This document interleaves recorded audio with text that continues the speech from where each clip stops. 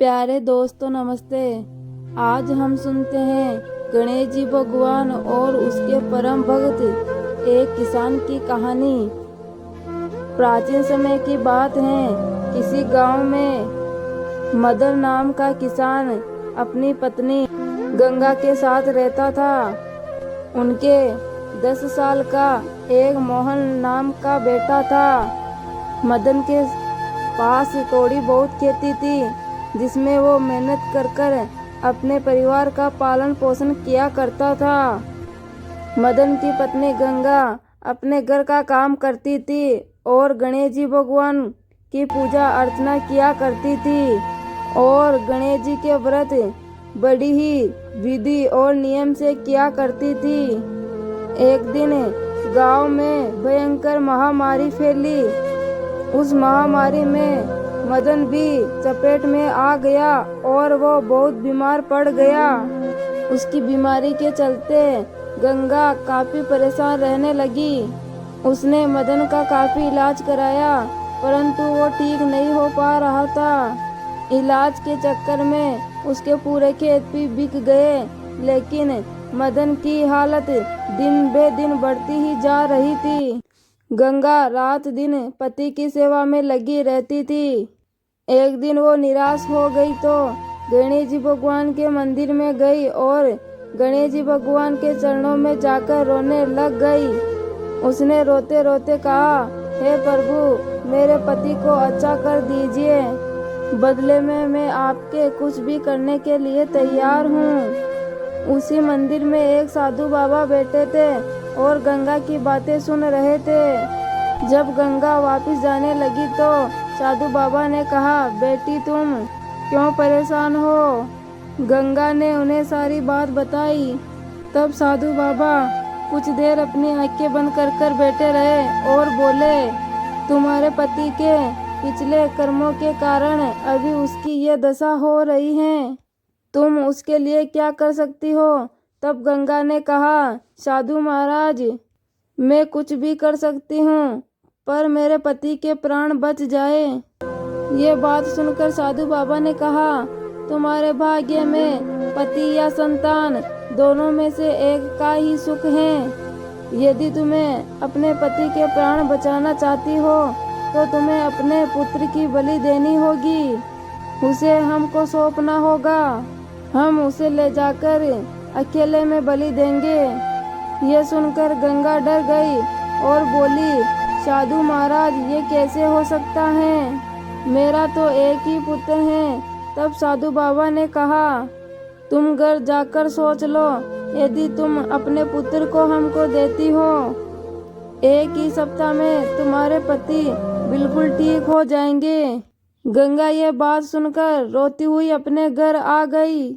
उसने अपने पति को इस बात के बारे में कुछ नहीं बताया। यदि उसको इस बात का पता चल जाता तो उसकी तबीयत और ज्यादा खराब हो जाती। गंगा रात भर रोती रही।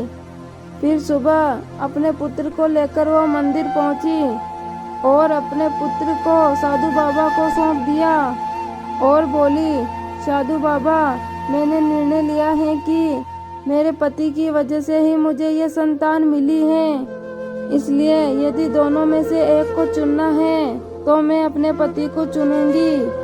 आप इसे ले जाइए और मेरे पति को ठीक कर दीजिए। साधु बाबा मोहन को लेकर चल दिए।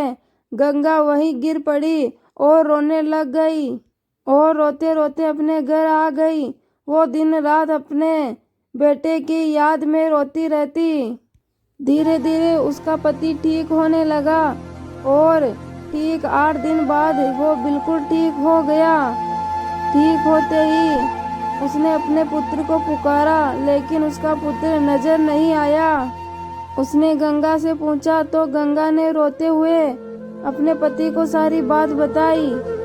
मोहन सुनकर गुस्से में बोला, मूर्ख, तूने ये क्या कर दिया? हमारा तो एक ही सहारा था। तूने उसकी भी बलि दे दी। उसके बिना मैं जीकर भी क्या करूँगा? जा निकल। तू मेरे बेटे को लेकर ही आना, तभी इस घर में पैर रखना। यह कहकर अपनी पत्नी गंगा को अपने घर से निकाल दिया। गंगा रोती रोती उसी मंदिर में जा पहुंची। वहाँ उनको वही साधु बाबा बैठे हुए मिले। वह उनसे अपने पुत्र को वापस मांगने की प्रार्थना करने लगी। तब साधु बाबा बोले, मैं तुम्हारे पुत्र को वापस नहीं ला सकता, और यदि तुम सुख से जीना चाहती हो तो अपने पुत्र को भूलकर अपने पति की सेवा करो। गंगा ने कहा, साधु बाबा, मेरे पति तो मेरी शक्ल भी देखना नहीं चाहते। तब साधु बाबा ने कहा, तुम गणेश जी का नित्य नियम करो। विघ्नहर्ता गणेश जी का आशीर्वाद रहा तो सारे संकट दूर हो जाएंगे। गंगा उसी मंदिर में बैठ गई।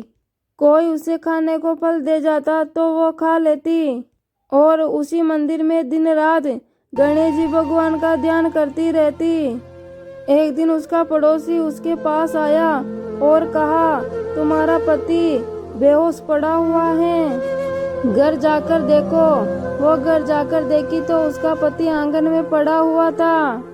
तभी आसपास के लोगों ने कहा, यह अपने बेटे की याद में भूखा प्यासा रहता था, इसी कारण वो आज बेहोश हो गया है। गंगा ने अपने पति को होश में लाने की काफी कोशिश की, लेकिन वो होश में नहीं आए।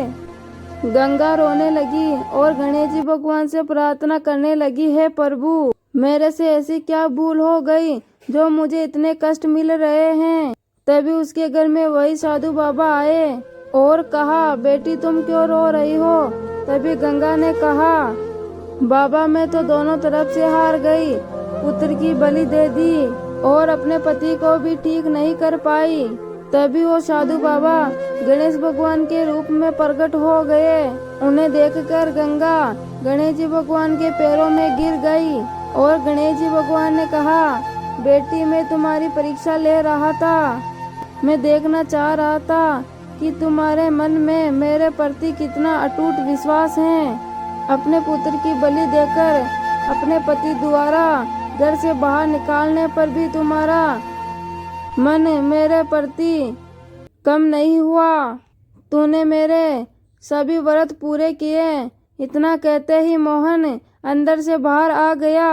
बेटे की आवाज सुनकर होश आ गया और गणेश जी भगवान उनसे प्रसन्न होके उनके घर में अन्न धन के भंडार भर दिए। प्यारे भगत गणों, ये थी गणेश जी भगवान की कहानी। इस कहानी में मेरे द्वारा बोली गई कोई भी बात या कोई सा भी वर्ड समझ में नहीं आया हो तो मैं आपसे क्षमा चाहती हूँ और आप सभी से उम्मीद करती हूँ आपको ये वीडियो पसंद आएगा। आप गणेश जी भगवान के सच्चे परम भगत हैं तो इस YouTube चैनल को सब्सक्राइब करें। धन्यवाद।